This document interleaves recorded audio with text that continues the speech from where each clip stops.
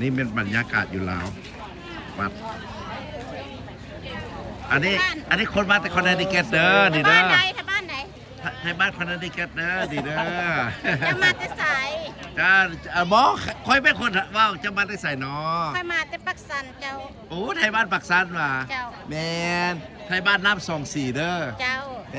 นว้าว มีตำบักคุ้งมีคั่วมี อ๋อ ข้าวเปียก เข้าใจ สบายดี มาจาก USA ได้หนิกัน โม นะ เมน บอมาแต่ปักซัน มาจากปักสันโอ้โอเคโอเค ไทยบ้านปักซันใต้บอกขึ้นเหนือขนาด เจ้าปักสันผู้โคใส่เจ้า อ่าคืออันนี้ การกระจี แมน กระจีสนม น้อยจะไปกินนะเปียกปลา เฮ้ยเขาเปียกป่าเป็นว่า อยู่ใสลูกเห็นอยู่ใส แต่ละได้หา ปาเต้เห็นอยู่ใสน้ำส้ม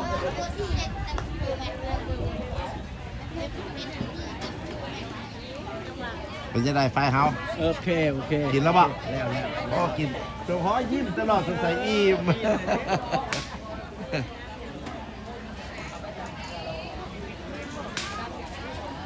ทานเฝอป้าที่เราถ้วยเฝอหม้อต้มเฝอจะแม่นบักเยอะ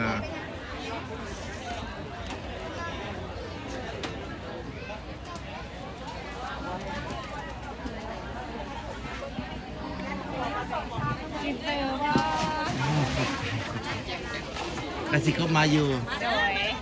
เอาเลยเอาเลยเอาเลยเอาเลย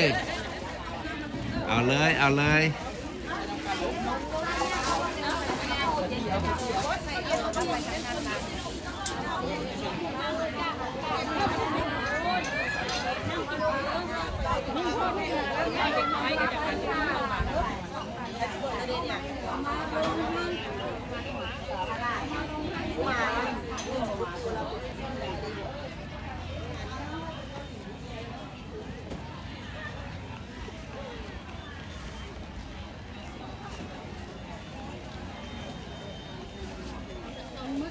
ที่บรรยากาศอยู่วัด เฮลโลมดเฮลโล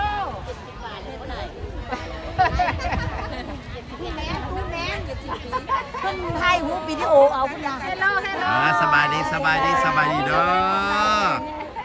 ตายเรื่องผู้นอกแย่ผู้ให้ผู้ไปผู้นอก เนี่ยสมองโอ้ยว่างจากที่ว่าถึงใจแล้ว ก็ คือ จะเป็น เนาะ ล่อแฮ่ว่าเนาะ มาถึงใจตอนนี้แหละ ขอให้อายุมั่นขวัญยืนเด้อเจ้าข ยา นาดนี้ ยาขอบใจเลย อัน นะ มาล่อนี่มันมักรถนะเจ้านี่นะ แม่ถ้าเขาก็ย่างไปยิ้มไปหน่อยจังหน่อย แม่นนะ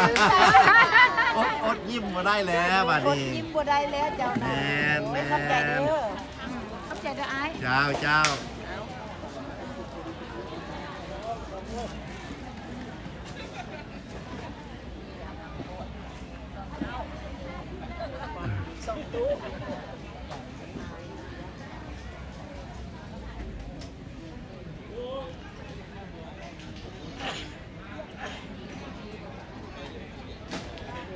แซบบอแซบบอ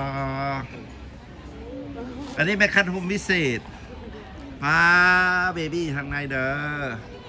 คันหุมพิเศษ อันนี้บอนผูสาเครื่องคุ้มครองคุณบอนบีซิมอ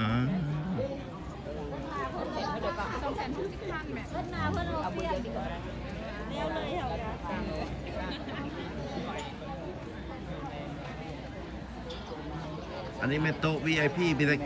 อันนี้เป็นแกล้งแว่นตาดำ อันนี้เป็นแกล้งแว่นตาดำเด้อ แล้วนี่แล้วก็ยังบ่แล้วนี่แล้วนี่ที่ตั้ง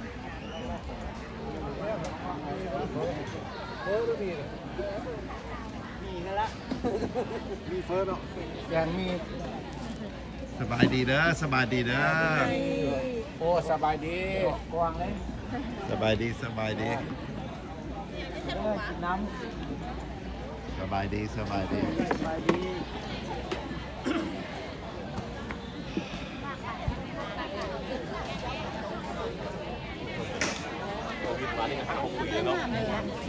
แซ่บบ่แซ่บบ่สบายดีเด้อ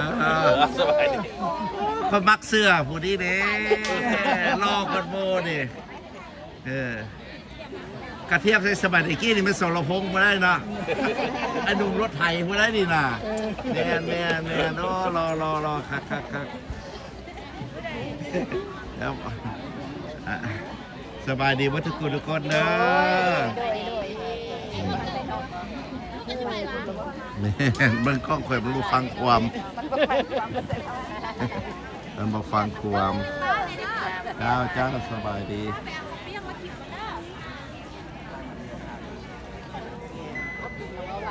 เวลาก็มา